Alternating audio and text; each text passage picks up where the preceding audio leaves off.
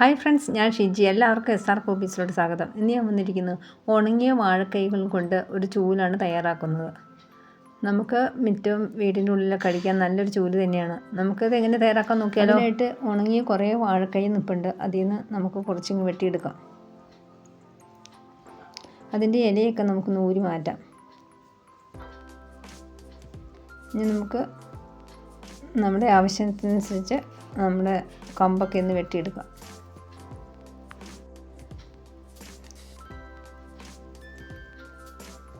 ഞാനൊരു 10 വാഴക്കൈ വെട്ടിയെടുത്തിട്ടുണ്ട്.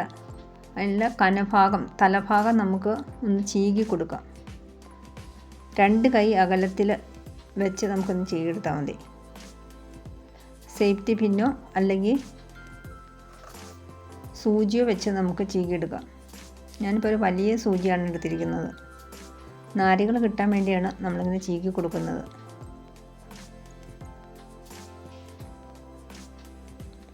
കനമുള്ള ഭാഗത്താണ് നമ്മൾ ചീകി കൊടുക്കുന്നത്. ശരിക്കും നാരുകളൊക്കെ കിട്ടും.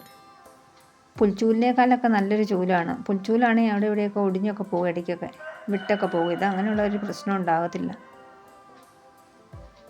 ഇനി മൊത്തത്തിൽ ചീകി എടുത്തിട്ടുണ്ട്. ഇനി നമുക്കെല്ലാം കൂടെ കൂട്ടിപ്പിടിച്ച് ഒന്ന് കെട്ടിക്കൊടുക്കാം. വാഴവള്ളി വെച്ച് നമുക്കെല്ലാം കൂടെ ഒന്ന് കെട്ടിക്കൊടുക്കാം. ചുമ്മാ ഒരു കെട്ടിട്ട് കൊടുത്താൽ മതി. ഇനി നമുക്കൊരു ചീപ്പിൻ്റെ അകലമുള്ള ഭാഗം വെച്ച് മൊത്തത്തിലൊന്ന് ചീപ്പി കൊടുക്കാം. അതിൻ്റെ ബാലൻസ് നമ്മൾ ചീകിയെടുത്തതിൻ്റെയൊക്കെ പോകാൻ വേണ്ടിയാണ്.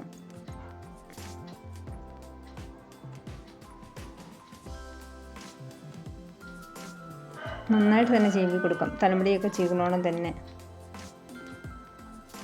നന്നായിട്ട് നാരായിട്ട് തന്നെ കിട്ടിയിട്ടുണ്ട്. ബാലൻസ് ഉള്ളത് അപ്പോൾ ചീപ്പിക്കടെ പോവുകയും ചെയ്യും. നല്ല സ്മൂത്തായിട്ട് തന്നെ ഇപ്പം നമുക്ക് കിട്ടിയിട്ടുണ്ട്.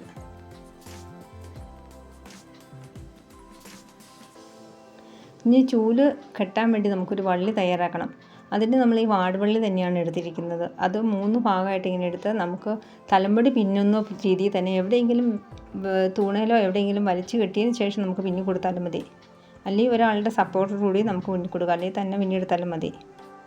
നന്നായിട്ട് തലമുടി കുഞ്ഞണോണം തന്നെ നല്ല ബലത്തിൽ തന്നെ നമുക്ക് പിന്നി കൊടുക്കാം. ഇനി നമുക്കിതെല്ലാം കൂടെ ലെവലാക്കി എടുത്ത് വയ്ക്കാം. എന്നിട്ട് ഇതിൻ്റെ കടഭാഗത്ത് ബലം കിട്ടാൻ വേണ്ടി ഒരു കമ്പ് നമുക്ക് വെച്ച് കൊടുക്കാം. വാഴവള്ളിയല്ലേ, ഒത്തിരി ബലമൊന്നുമില്ലല്ലോ, അതുകൊണ്ട് തന്നെ ഇതെല്ലാം കൂടെ ലെവലാക്കി ഞാൻ എടുത്തിട്ടുണ്ട്.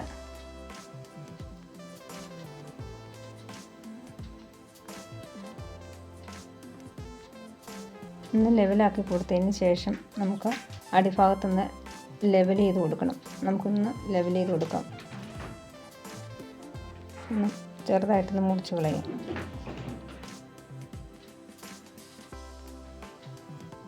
ലെവലാക്കി എടുത്തിട്ടുണ്ട്. കടഭാഗം കൂടെ നമുക്കൊന്ന് ലെവലാക്കി കൊടുക്കാം. ചെറിയ തോതിൽ ഒന്ന് കട്ട് ചെയ്ത് കളഞ്ഞാൽ മതി. ഇനി നമുക്ക് ഒന്ന് മുറുക്കി കെട്ടി കൊടുക്കാം. ആദ്യം നമ്മളെടുത്ത് തയ്യാറാക്കി വെച്ച അത് വെച്ച് തന്നെ പിന്നെ എടുത്ത് വെച്ച് അത് വെച്ച് തന്നെ നല്ല ബലത്തിൽ തന്നെ നമുക്ക് കെട്ടിക്കൊടുക്കാം.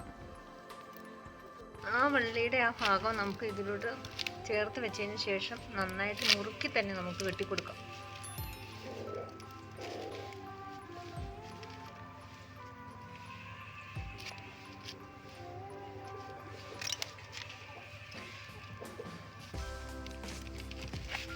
നന്നായിട്ട് ടൈറ്റായിട്ട് തന്നെ നമുക്ക് കെട്ടിക്കൊടുക്കാം. ഇത് ആവശ്യത്തിന് നീളം കിട്ടാൻ വേണ്ടി ഇതിനോടുകൂടി പിന്നെയും കൂട്ടി പിടിപ്പിച്ച് നമുക്ക് പിന്നെയെടുക്കാം. നല്ല ബലത്തിൽ തന്നെ അങ്ങ് പിന്നെയെടുക്കാം. ഇത് ഒത്തിരി ഉണങ്ങിയായിട്ടിരുന്നത്, അതുകൊണ്ട് ഞാൻ നന്നായിട്ടൊന്ന് നനച്ച് കൊടുത്തു.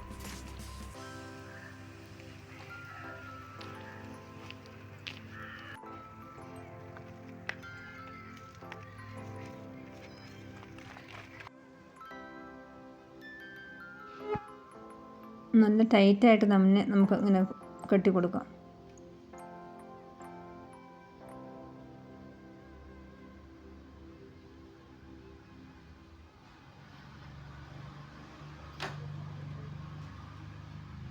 ബാലൻസ് വന്നത് നമുക്കൊന്ന് കട്ട് ചെയ്ത് കളയാം.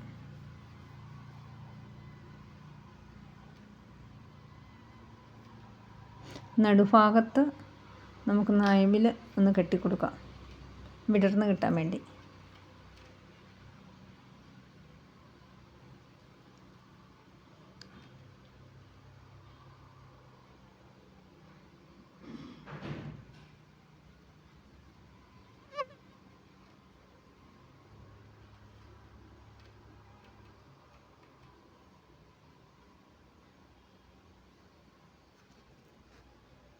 ഇനി അവിടെ ബാലൻസ് വരുന്നത് നമുക്കൊന്ന് കട്ട് ചെയ്ത് കളയാം.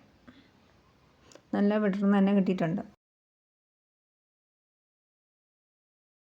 നമ്മൾ ചൂലിവിടെ റെഡിയാക്കി എടുത്തിട്ടുണ്ട്. നമുക്ക് വീടിനുള്ളിലും ഒക്കെ നന്നായിട്ട് തന്നെ ഇത് അടിച്ച് വാരി എടുക്കാൻ സാധിക്കും. പുൽച്ചൂലിനേക്കാളും കൂടുതൽ നല്ല നമുക്കിത് യൂസ് ചെയ്യാനും സാധിക്കും.